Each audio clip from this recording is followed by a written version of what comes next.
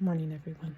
I just wanted to share with you something that I was reading in my scriptures this morning that I was really touched by and that I thought was a good message for myself to remember going forward. So I'm reading my personal scripture study is in Matthew 11 today. And there's the point where, let me just read you a couple of verses here.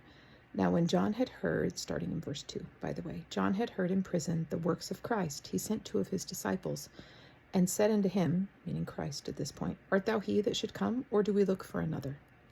Now, there's a little bit, in my research, there's a little bit of back and forth as to whether or not John was actually questioning, whether he'd become confused from his time in prison, whether he was trying to push Christ into saving him from prison, or whether or not he was sending his disciples for their disciples' sake. Personally, I don't think John ever questioned who Christ was. I don't think he could have been the prophet he was and questioned. This is my personal opinion. So I think that maybe his disciples were questioning things. Why are you still here? If he was talking to his disciples, they were in the prison with him. They were visiting him and speaking and still learning from him. And I think maybe they were having a hard time saying, you said the Messiah has arrived. Why are you still in prison? Why hasn't he done something about this? And so I believe that he sent them to Christ for their own testimonies. And Jesus answered, we're in verse 4 now, and said unto them, Go and shew John again those things which ye do hear and see. The blind receive their sight, and the lame walk. The lepers are cleansed, and the deaf hear.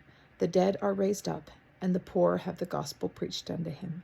And blessed is he whosoever shall not be offended in me. Those words struck me so hard. In essence, he does not, how many times does Christ declare who he is?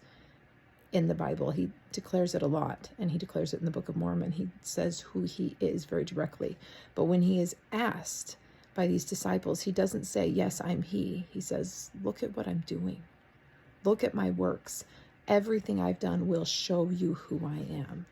And he allows them that growth of their testimony to understand that he's doing everything that the Messiah is meant to do. And so that made me question, do my works testify of me? Can people know who I am by how I'm behaving? Can I say, well, look at what I've done? This tells you who I am. This tells you whether I'm kind, or it tells you whether I'm unkind, or whether or not I'm a believer or not. What are my works saying about myself?